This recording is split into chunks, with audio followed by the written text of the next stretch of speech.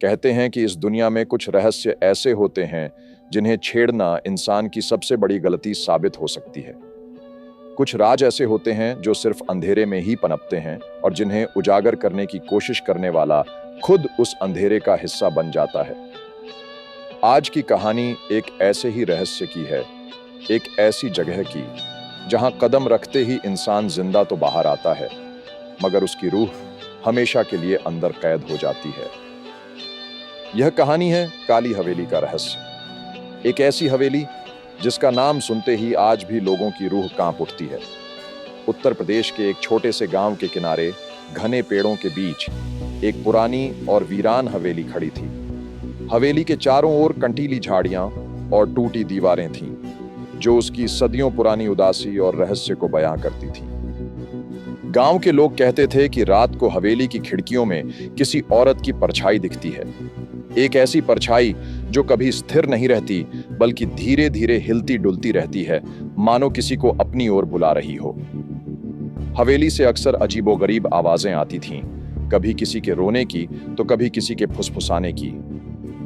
गांव के बड़े बुजुर्ग बच्चों को हवेली के पास जाने से मना करते थे। उनका मानना था कि हवेली शापित है और जो भी उसके अंदर गया वह कभी वापस नहीं आया। कुछ लोग कहते थे कि हवेली में एक आत्मा भटकती है जो अपने अधूरे इंतकाम को पूरा करने के लिए किसी का इंतजार कर रही है। कहानी शुरू होती है तीन दोस्तों से, अमित, राकेश और सुरेश। तीनों युवा थे, जोश से भरे और दुनिया को अपनी मुट्ठी में करने का सपना देखते थे। एक शाम जब वे गांव के चौराहे पर बैठे थे तो नशे में धुत होकर उन्होंने एक अजीबोगरीब शर्त लगा ली। शर्त थी काली हवेली में रात बिताने की। राकेश ने हंसते हुए कहा, जो भी काली हवेली के अंदर जाएगा और सुबह तक रुकेगा वही असली शेर कहलाएगा। सुरेश ने भी उसका साथ दिया, लेकिन अमित ने इस चुनौती को गंभीरता से ले लिया। सब हंसे, लेकिन अमित ने शर्त मान ली। उसके दोस्तों ने उसे रोकने की बहुत कोशिश की, लेकिन अमित अपने फैसले पर अडिग था। उसे लगा कि यह सिर्फ एक मजाक है, एक बहादुरी का प्रदर्शन। उसे नहीं पता था कि वह अपनी जिंदगी की सबसे बड़ी गलती करने जा रहा है। रात गहराने लगी थी, चांद बादलों के पीछे छिपा हुआ था और चारों ओर एक अजीब सी खामोशी छाई हुई थी। अमित ने अपने दोस्तों को अलविदा कहा और काली हवेली की ओर चल पड़ा। उसके कदम तेजी से बढ़ रहे थे, लेकिन उसके दिल की धड़कनें भी उतनी ही तेजी से बढ़ रही थीं। रात के ठीक 12 बजे अमित हवेली के सामने खड़ा था।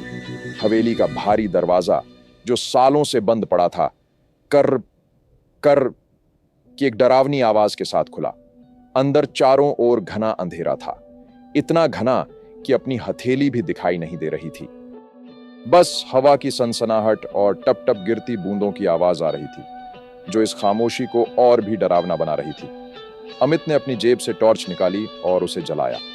टॉर्च की रोशनी में हवेली का अंदरूनी हिस्सा और भी भयावह लग रहा था।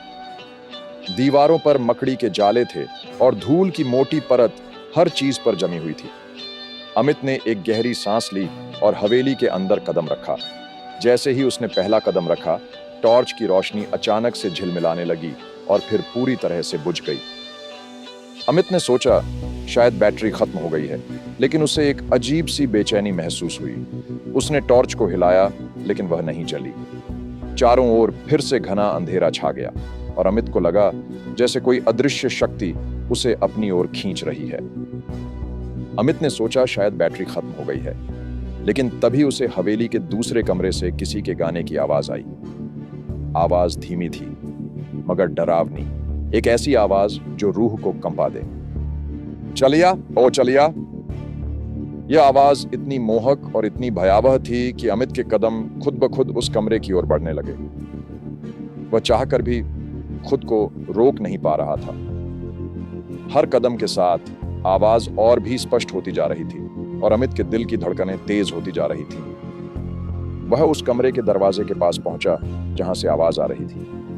दरवाजा थोड़ा खुला हुआ था और अंदर से एक हल्की सी रोशनी आ रही थी। अमित ने हिम्मत जुटाई और दरवाजे को धीरे से धकेला। कमरे के अंदर का नजारा देखकर अमित की सांसें थम गईं। कमरे के बीचों बीच एक औरत खड़ी थी। उसकी पीठ अमित की ओर थी और उसका चेहरा अधंधेरे में छिपा हुआ था। वह वही गीत गा रही थी, चलिए आप ओ चलिए आप। अमित को लगा जैसे उसके शरीर में खून जम गया हो। वह हिल भी नहीं पा रहा था और तभी औरत धीरे धीरे उसकी ओर मुड़ने लगी। उसकी चाल इतनी धीमी थी कि हर पल एक सदी जैसा लग रहा था। क्या अमित उस औरत का चेहरा देख पाया या फिर वो हमेशा के लिए हवेली के रहस्य का हिस्सा बन गया? जानिए अगले एपिसोड में काली हवेली का रहस्य पार्ट 2।